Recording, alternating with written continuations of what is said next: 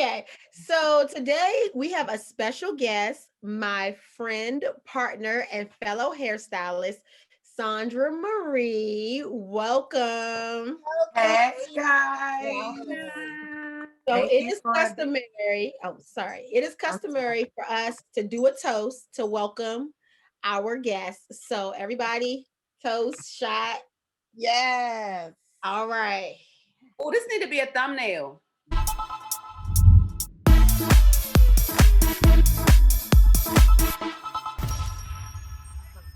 Two, ready. All right, I got it. Okay. All All right. right. Woo, child. Whew. Okay. Let me drink. Technology. Your eyes was closed, Renita. But the coolest part was look at all the varieties of drinks of all the ladies on the screen. I know. That show you that all different girls can link up and do Yes. boss things. Yes. Yes, ma'am. We're All right. excited. We're all here together. It's 2021, and Yes. we have a boss collective of women here, all to talk about wonderful things. So, um, basically, what I wanted to talk about today was about the stigma surrounding wigs and how it just seems to have completely disappeared. Gradually over the last 10 years for sure, but I just think that it's so interesting how women, about how wearing wig went from being something that was, hush hush, keep it quiet, or, or either a grandma type thing, to now it's almost like a badge of honor. If you got on a boss wig or a really nice wig, it's like, sis, yes, your wig is popping. I mean, what do you guys think about that transition, or how did that, did wig wearing transition, your life? Mm.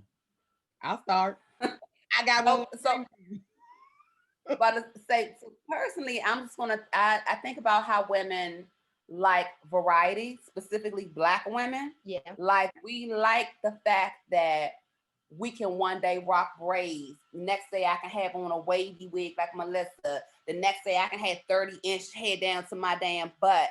And the women in the other women saying, "Oh my God, how did your hair change? What did you do? Oh, but you didn't know I have a button right here on the back of my neck. When you press it, my hair can go any way I want."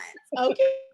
But And you don't. I believe it's more about variety for us. I think, we love variety. And I think that's really where it stems from, the variety. And not to mention, honey, if you got on a good ass wig, honey, you had to pay a little coin for it. So it's also a status thing. It's not like them cheap wig. Even though cheap wig, people could finagle a cheap wig to make it look real nice as well. Yeah. You must have paid a cute coin for that, because y'all know my favorite is that goddamn Indian Remy, baby. Oh, Lord, I love me Indian Remy. But anyway, that's just my 2 cents. My 2 cents. No, For me, with the wig wearing, I mean, I think, like you said, the versatility of it is very, very convenient. And then I've always been someone who specialized in hair extensions. And over the years, a lot of women have been experiencing more and more hair loss. I mean, basically, studies actually show that by the time women turn age 50, their rate of hair losses increases about 40%. So people really think that men lose their hair more between 30 and 40, but from 40 to 50, the hair loss rate actually increases higher in women than it does in men. So for a lot of my clients who started to wear extensions, now they're looking for more protective styles. So they wear the wigs because it helps them to preserve their hair and they still can have any look that they want to have. But wigs have completely transitioned like my career, I would have to say.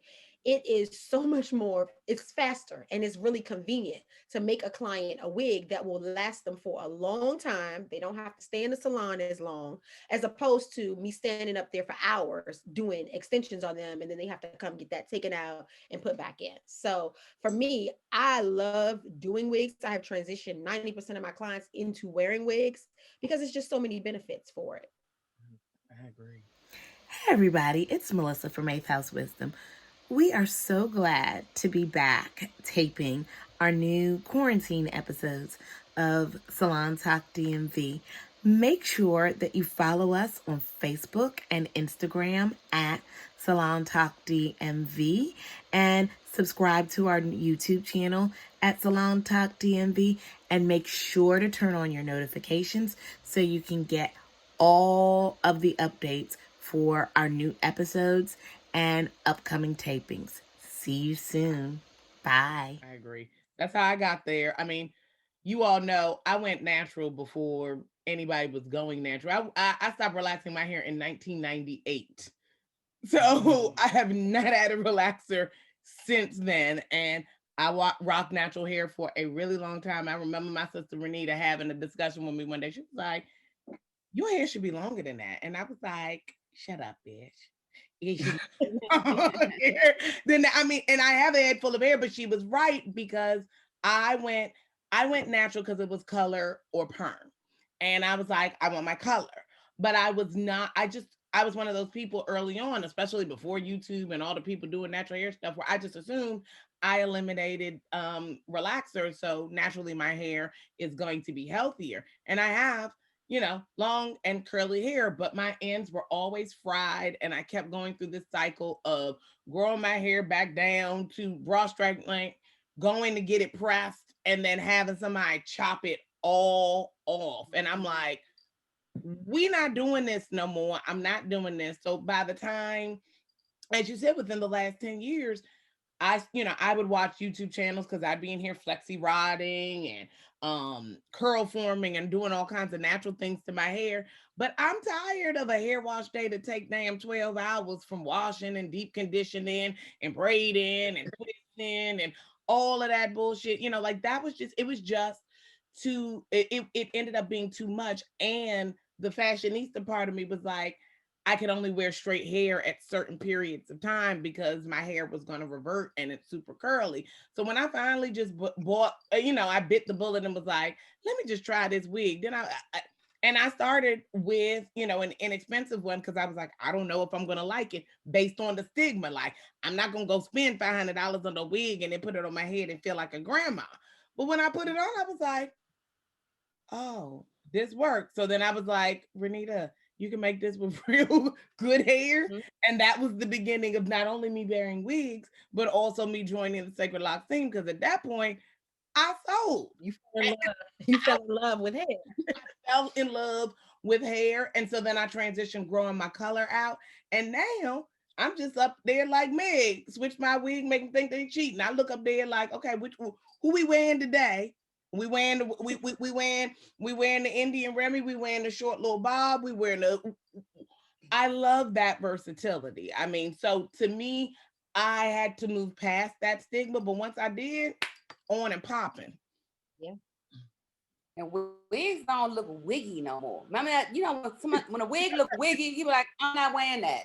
That look wiggy. Wiggy is a whole thing. Yeah. I still be feeling like my hair feel wiggy though. That's just me because I come from I know that other people think it's cute, but to me, I feel like, oh, you can see this close. Like I'm still wrapped up in the stigma because I came from a town. It's Virginia Beach. It's not like, we only got one stoplight, but it was like when you had two, we got three. when you got a wig on, you were bald headed. You know what I'm saying? You were bald headed. You ain't got no hair, whatever. You wore a wig and you wore a weave. Look at her. And then it's like my formative years came up like that. And then I came here. I never had a wig before. And came here 2 years ago and they got hair at the store and you go and you pick it out and stuff. And I'm like, okay, I get to choose. I remember when I first got my hair done at what is now Shador Coiffure, I had bought this pack hair in. And my stylist, who would then become my best friend, said, oh, your hair gonna stink when you go to Miami. And I said, you said what? She said, when your hair get wet, it's gonna stink. And I said, well, what do you mean it's gonna stink? I didn't know it was gonna stink. I had no idea. But she brought me into with Sacred Locks and everything, like purchasing hair that was an investment. It is an investment where you spend it, you like, I spend, what's my total? And you start calculating, carrying the one and stuff, and you're like, okay, I think I went a little bit over my budget. But the thing about it is I have wigs. Now I have me a little closet. There's only about 3 of them in there, and I do only wear them one time, and then I put them up. But I love to look at them because I have a burgundy wig I've had for like 2 years, and I can still put that thing on. Like, it's an investment that lasts you more than clothes and purses that I bought and spent more money on that I can't even find. But this hair, as an investment, my husband can get him a burgundy hair. He can get him a Scarlett Johansson one night. I'm feeling freaky. You got braided wigs. I don't even have to sit in the African hair salon for 8 hours while my hair just pluck out with the follicles out. I can put a wig on. Like, it's literally, you can put a wig on to get faux locks, to get all this stuff. Like, I am so glad it happened. I just hate that mainstream media makes it a Kardashian thing or a other than Black woman thing. Now, granted, white men was wearing wigs back in with the powders on them and stuff. Yeah, but like, we revolutionized this thing. Yes. That's all I got to say. Yes, we did. And we don't give credit. And when Renita talks about not spending a whole bunch of time in those salon, I cannot stand getting my hair done at 41. I hate it. I want to be the first one in and the first one to fuck out. I don't have time to sit down for 7 hours for you to wash my head, blow dry my head, done dry. I don't want to do that. I get my wig sewn on because I don't want to take them off and put them back on. Bitch, I want to go to sleep and wake up like this. Okay. Yeah. But that's my take on it. At that time, I am impatient as shit. My sister know I'm impatient as a bitch. Get me and put the biggest cornrows in you can find, bitch. Get me out of here. I enjoy the time with you, but I want to go. That is.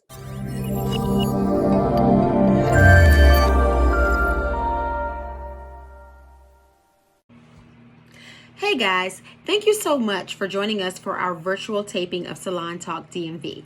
Make sure that you're following us and liking us at Salon Talk DMV on IG and Facebook. And please subscribe to our YouTube channel for full episodes of Salon Talk DMV. Thanks. See you guys later.